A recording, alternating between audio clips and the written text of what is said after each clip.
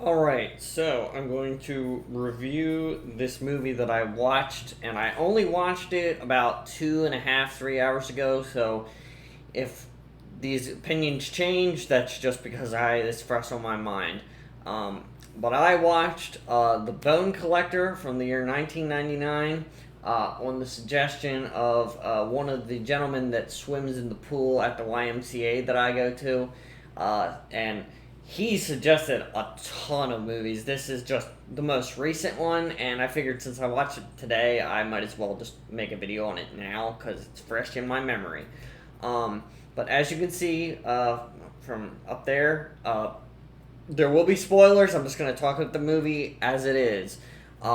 So I don't think I'm going to give my review my number. I'm going to give it a number out of 10, but I'm going to wait until the end. So I do recommend it. So non-spoilery recommendation. It's a good movie. It's got Denzel freaking Washington in it, so that should be enough. It's a good movie. If you like Angelina Jolie, she's in it. I'm not really a huge fan of her, but she's in it. So I recommend the movie. I don't want to spoil it, so I'll give you a countdown when I'm about to start talking about it, so that if you don't want to be spoiled, you can avoid all that. But the basic premise is that Angelina Jolie is I think a beat cop, and Denzel Washington is a paraplegic. I think he works for the cops at one point in the past of the movie, but he's also a writer, and he helps Angelina Jolie out. So I recommend I just recommend watching it. That's the best way to find out. It is about 2 hours long, and I will say I'm not really I'm kind of gotten tired of the fact that every single movie now is 2 hours long. But this movie did come out in the year 1999. It's 2 years older or 2 years younger than me, but I wasn't really a huge fan of the fact that it was that long. But it doesn't overstay its welcome. It's relatively tight. It doesn't waste a whole lot of time on stuff, which I know there are movies that can do that, where you're just sitting there going oh, can you please just get on with it? So, and I know there are some other people that are close to me that feel the same way.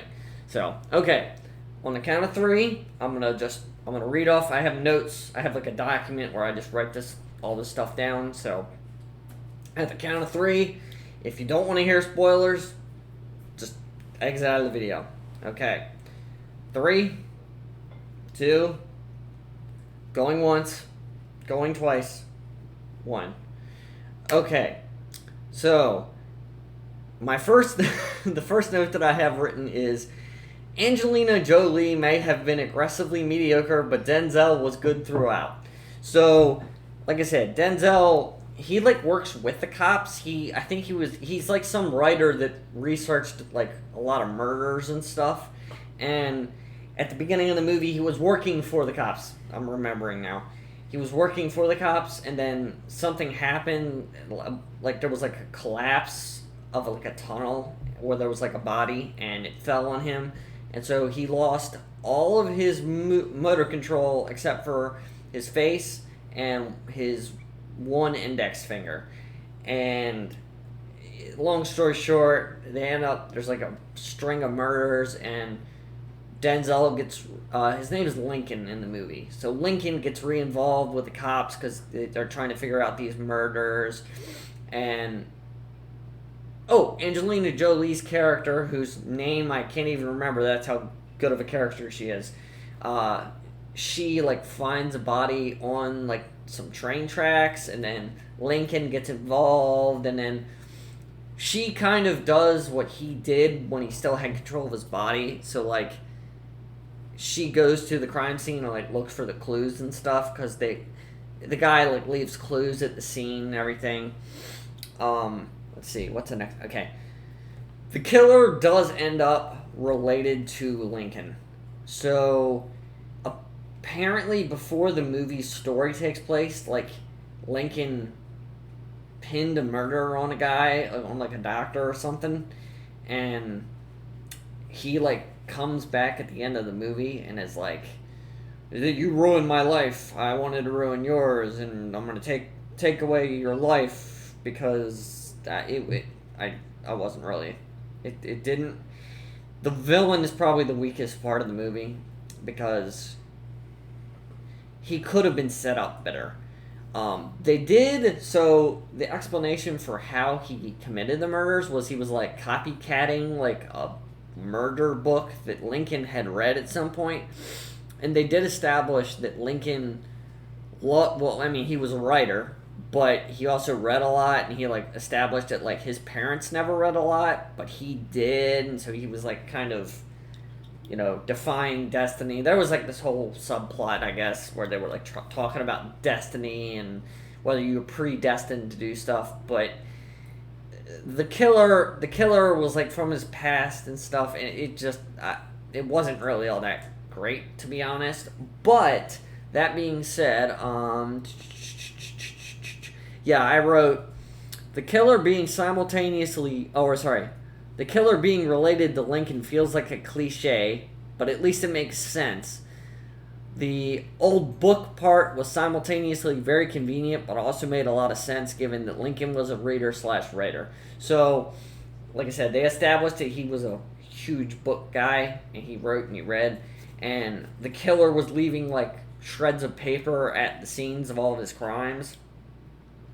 So it didn't come out of nowhere. Like it was there. I just think that the killer himself didn't really, like, if it was in the movie, again, I only watched it like 2 or 3 hours ago, so it's still fresh, but I don't really remember anything about, I knew this guy back when I was a young, recruit. Like, they didn't explain that very much.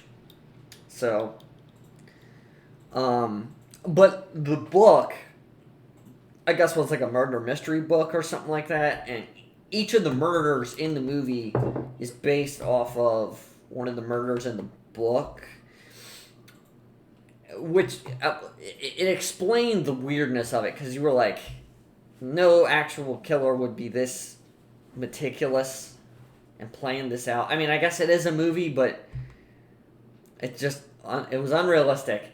But he, like I said, he was an established reader-writer, so at least it made sense, kind of, and it was pretty.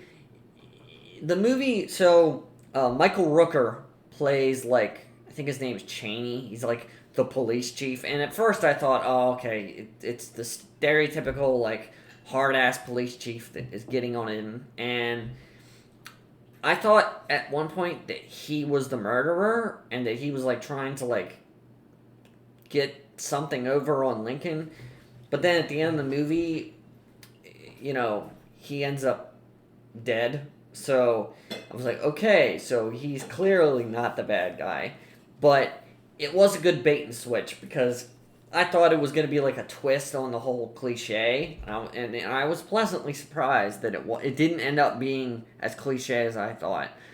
But the last murder from the book, it was like an old man and his like granddaughter ended up being kidnapped, and I was hoping both of them were going to make it, but at least it was kind of cliche, but at least they let the little girl live. Like, there was some part of me that was just like, don't let the little girl die. Don't let the little girl die. And she didn't. Yeah, this next note is probably going to get me in trouble with some people. But a woman built like Angelina Jolie being a beat cop just doesn't really make a whole lot of sense to me. I'm like, yeah, I don't think she could physically do that, but whatever. I mean, if Chloe Decker and Lucifer can do it, I guess Angelina Jolie can do it, but unfortunately there's no like topless scene or anything to compensate for it, so but I couldn't kick the feeling in the back of my mind. Granted, it's more of a forensics thing, so at least there's that, but it's still like, she's a beat cop at the beginning of the movie. I don't know. Let's see. So at the end of the movie, when the killer is like trying to like attack Lincoln while he's in his bed, he like slams the thing down on his hand with like the auto bed controls, and it like cuts off some of his fingers, and that was really cool. And then he's laying on the ground, and the guy's gonna like stab him, and he like starts whispering, and then when the guy leans in, he like bites his neck and like rips his throat out. Like, even when Denzel is completely cut from all of his motor functions except for like a single finger in his face, he still manages to be a badass. So at least Denzel's in the movie, because Denzel is just good and everything. And one of the things that I was really worried about, because they were, obviously they set up his paraplegicness, and I was like thinking like, oh god, this is just going to be an excuse to just tell us everything instead of actually showing things. And I don't really know where I end up falling on that, but at least Denzel is such a good actor. He like, I think Angelina Jolie, and at least in this, was very mediocre. But Denzel on his own manages to elevate it to a level of entertainment. So like, just hearing him talk all movie is enough to keep me entertained. So at least there's that. Eddie, I don't know who the guy was. He reminded me of Ice-T, but Eddie was like one of the helper guys. He was played by, I don't know who he was played by, but he was an enjoyable character. I enjoyed every moment that he was on there, and the banter between him and Denzel was pretty good. And then there was another cop that like was closer to Lincoln, and I don't know why, but he reminded me of the dad from Married with Children, and I didn't look it up. I didn't look it up to see if he was played by the same guy, but he very much reminded me of that guy, so it might have been him. Let's see. I don't want to. Oh yeah, the murder setups. So this is not a gory movie, but if you're sensitive, like, I was a little bit hesitant because some of the murders are pretty, and they're not grisly, but you they're not pleasant. Like, specifically, so the woman that has steam blasted at her, and then that just seems like an excruciating way to die. And I know that the chivalry inside of me flared up because I was like, no, don't do that to a woman. That's terrible. And fair enough, it did establish the villain was a bad guy, but I didn't enjoy it. And then the kid with the rats, he wasn't a kid, he was like a 19-year-old, 20-year-old, but he was eaten alive by rats. And thank God it wasn't gory. It was just, it wasn't pleasant. And I've been going for about 14 minutes. But I highly recommend that you watch Bone Collector. I wouldn't... So, I'll give you my score in a second. It's not like the best thing that he's ever done, but it's worth at least a single watch.